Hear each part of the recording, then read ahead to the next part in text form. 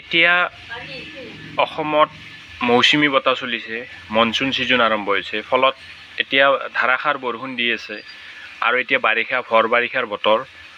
গতিকে বিভিন্ন ঠাইত বানপানীও হোৱাৰ প্ৰয়াস আছে বা বিভিন্ন ঠাইত পানী জমা হৈ আছে। সেয়েহে এতিয়া বিদ্যুৎ পৰিবাহী তাঁৰ বা বিভিন্ন ধৰণৰ সৰ্প ওলোৱাৰ সময়। এতিয়া বাৰিষা সাপ, বিষাক্ত সাপ। সেয়েহে আজিৰ এই পৰিৱেশত ঘৰত কিছুমান বস্তু অতিকৈ প্ৰয়োজন থকাটো, বিশেষকৈ ছেফটি পাৰপাজৰ পৰা। তাৰ ভিতৰত 1 নম্বৰ হৈছে এতিয়া যিহেতু পানী, বিভিন্ন ঠাইত সৰ্প ওলাব পাৰে বা ইলেক্ট্ৰিচিটিৰ তাঁৰ পৰি থাকিব পাৰে পানীত। তাৰ বাবে ছেফটিৰ বাবে এয়া গাম বুট বুলি কয়, এই ধৰণৰ গাম বুট থকাটো প্ৰয়োজন। আৰু এই গাম বুটত আপোনাৰ ইয়াতে এচিড প্ৰুফ বা হিট প্ৰুফ, এণ্টি ষ্টেটিক আৰু এণ্টি ইলেক্ট্ৰিচিটি কুপৰিবাহী পদাৰ্থৰে তৈয়াৰী এই গাম বুট পিন্ধি পেলাই আমি ইলেক্ট্ৰিক কাম কিছুমান কৰিব পাৰে প্ৰয়োজনত।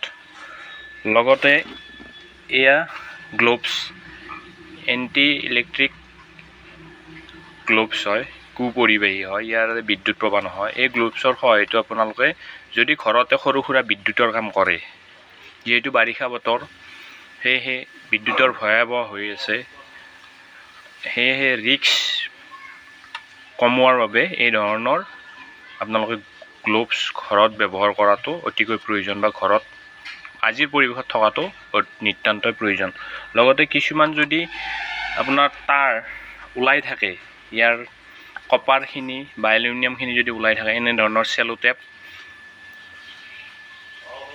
PVC টেপ থকাটো অতিকৈ প্ৰয়োজন। এই ধৰণৰ PVC টেপ ঘৰত থকাটো অতিকৈ প্ৰয়োজন। উন্মুক্ত তাঁৰ PVC টেপেৰে মূৰটো বান্ধি থোৱাটো প্ৰয়োজন, কাৰণ কিবা কাৰণত পানীত তাঁত চলে, ইয়াত গোটেই ইলেক্ট্ৰিফাই হৈ যাব পাৰে।